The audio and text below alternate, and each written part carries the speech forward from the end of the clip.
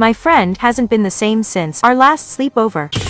I 12F am not allowed to go to sleepovers, but I can have them at my house. So when my parents said I could go to a sleepover, I couldn't wait. Even though I don't really like the girl having the party. I guess I shouldn't say I don't like her. I just don't really know her. The good news was my best friend was invited too, so I felt better about going. The day of the party I got there a little late, but I was still the only person there. Haley, the girl whose party it was, met me outside. I think she was scared no one else was coming, and honestly so was I. I can't imagine having to stay the whole night with Haley, just the two of us. She's always been a little weird. After 10 minutes of me about to lose it thinking I'd be alone, my bestie and 3 other girls show up. Haley seemed a little disappointed. Apparently she invited way more people. We went inside and we all met her mom in the kitchen where snacks and stuff was. There were lots of things to eat, and after snacking I got thirsty and asked Haley's mom for some water. She said they didn't have any, even though there was a literal sink right behind her. She pointed towards the table and told me there was plenty of punch. On the table was this huge 5-gallon drink thing, but my bestie told me not to drink what was in it because it tasted like butt. Not the word she used, but you get the point. I noticed everyone still had a full cup of what looked like a watered-down fruit punch. I figured I could just deal when Haley asked if I needed a cup. I tried to tell her no, but it was too late. She already had a cup under the spout. When she handed me the cup, it was like she was waiting for me to take a drink, and that made me feel weird. I guess how uncomfortable I was started to show because she started going on about how she spent so much time making it and wanted to know what I thought. I did not drink that.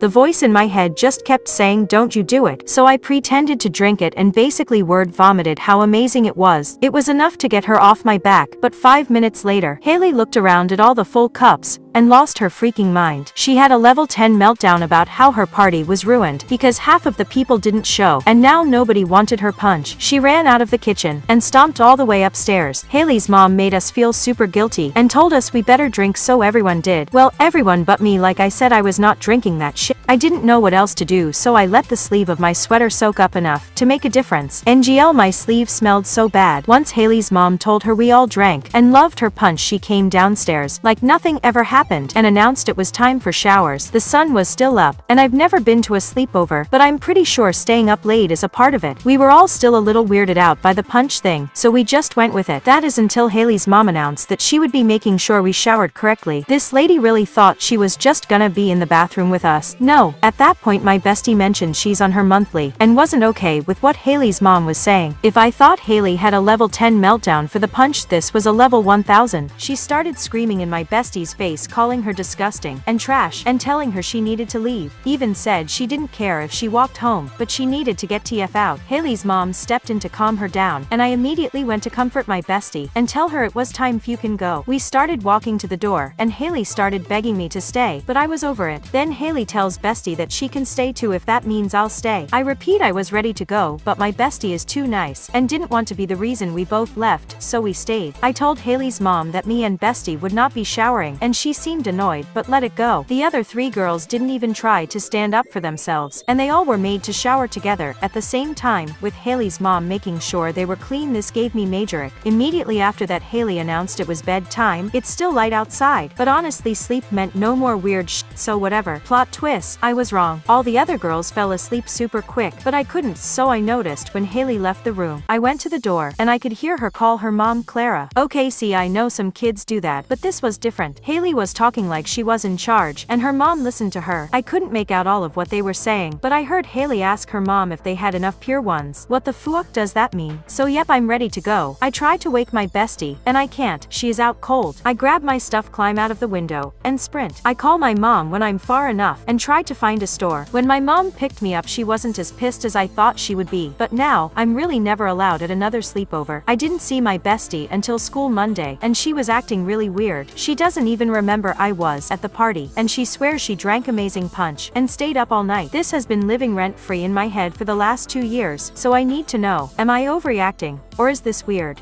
I 17F have had a rough life. 2 years ago my life was out of control because I was just in a really bad place. I wasn't making the best choices, and my adoptive parents just had no idea what to do with me anymore. So I ended up on a behavioral health unit. If you don't know what that is, it's basically a part of a psychiatric hospital that focuses on mental illness, and in my case extreme, we'll say, sadness. The behavioral health unit is full of people who are dealing with their own problems, and sometimes tensions can get a little bit high. One day I get into this huge altercation with another patient, and that means I get restrained. Restrained is fancy for tied down to avoid any other mishaps. Another part of this process is receiving some concoction to help you calm down and eventually sleep. Let's just say whatever they gave me did way more than that, if you get what I'm saying. Anyway, I'm in a room with another girl who is also restrained and singing humming. I was annoyed because she was interfering with my kite-like experience until it was time for lights out. Our room was so dark, I couldn't see a thing, and even though I was a teenager, this dark scared the crap out of me. I decided my only option was to just go to sleep and never end up in this situation again. The other girl was still humming when I began to drift, but I was startled cause I heard the door opening. I assumed it was a staff member checking in, but this when everything started making me question my sanity. The girl's humming started to sound like whimpering and then crying. I started to hear other sounds like ripping, tearing, and chewing. I tried to call for help, but I was too afraid to do anything. I could hear heavy breathing, and the girl was still whimpering when I started smelling a really strong metallic scent. At that point, I could feel the tears coming down, and I just tried to focus on falling asleep. I guess eventually I did, because I started to wake up, and I was so relieved when I could see the light through my eyelids. I was still really afraid, but I thought maybe the sleep relaxation concoction made my nightmares a little too vivid. One tiny problem is I was in a completely different room when I looked around, and the girl wasn't in there. I knew I had to look for her as soon as I got out of my restraints, and that's what I did. I went immediately to the room I was in the night before, and the smell of bleach was so strong it burned my nose. No girl. Then I went to the day room, and nothing. I checked the cafeteria, therapy center, phone area, exercise center, everything I could think of, but she wasn't anywhere. I started to panic, so I did my best to casually ask a staff member where she was. According to them, she had an episode and was transferred to another unit that could assist her better. But guys, between the bleach smell and the fact that I've never seen this girl again, I even searched for her on social media when I got better, and nothing. I'm still afraid that whatever was in that room is going to find me one day, or was it just a nightmare followed by major coincidences?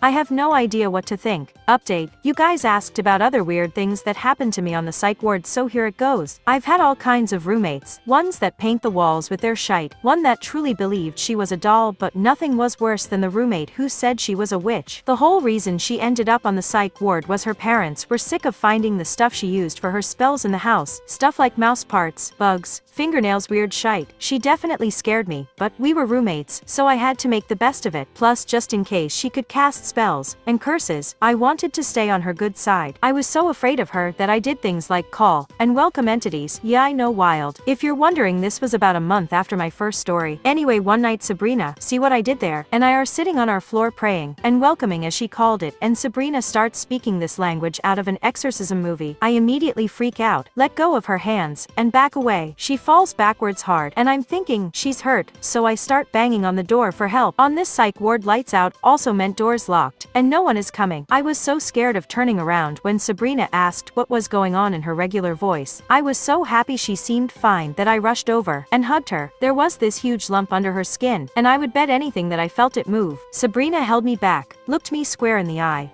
and said, "He's here now," turned away, and climbed into her bed. I thought she was being funny or trying to creep me out, so I laughed, but Sabrina never did. She laid on her back, and even though I stood there for like 5 minutes, she didn't move at all. I don't even think she blinked. The next day, I noticed a bruise going all the way down her back that started at her hairline. There was a huge investigation looking into how she was injured, so she was moved to a different ward. A year later, I looked her up and found that she was the only survivor in a house fire that unalived her whole family. The article called it a miracle.